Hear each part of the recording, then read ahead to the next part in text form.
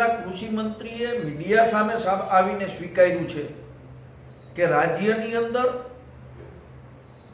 રવિ પાકના વાવેતર માટે પાયાનું ખાતર ડીએપી અને એનપીકેની અછત છે।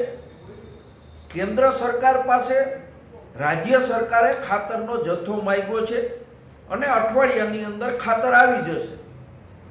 રાઘવજીભાઈએ એક ચોખવટ કરવાની જરૂર હતી કે ખેડૂતોની જરૂરિયાત કેટલી છે અને કેન્દ્ર સરકારે ગુજરાતને ખાતરનો જથ્થો કેટલો ફાળવ્યો છે।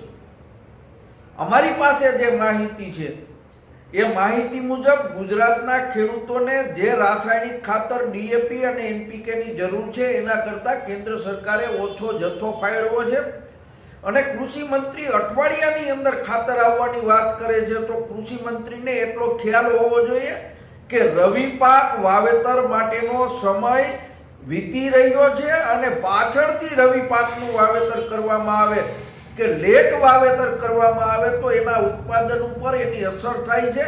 એટલે કૃષિ મંત્રી શ્રી અને રાજ્ય સરકારની જવાબદારી છે કે ગમે તે વ્યવસ્થા કરીને તાત્કાલિક ખેડૂતોને ડીએપી અને એનપીકે ખાતરનો જથ્થો પૂરો પાડવો જોઈએ। લલિતભાઈ, અત્યારે કેવી અછત સર્જાઈ રહી છે? ખેડૂતો કેવા હેરાન થઈ રહ્યા છે? ખુદ કૃષિ મંત્રી સ્વીકારી રહ્યા છે કે રાજ્યમાં ડીએપી અને એનપીકેની અછત છે।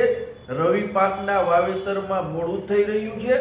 એક જગ્યા ઉપર તાલુકા મથકો ઉપર 300-400 ખેડૂતો રાતથી સવાર સુધી લાઈનમાં ઊભા રહે છે ત્યારે એને 2 થેલી ખાતર મળે છે। 2 થેલી ખાતરની અંદર 4 વીઘાની અંદર વાવેતર થઈ શકે।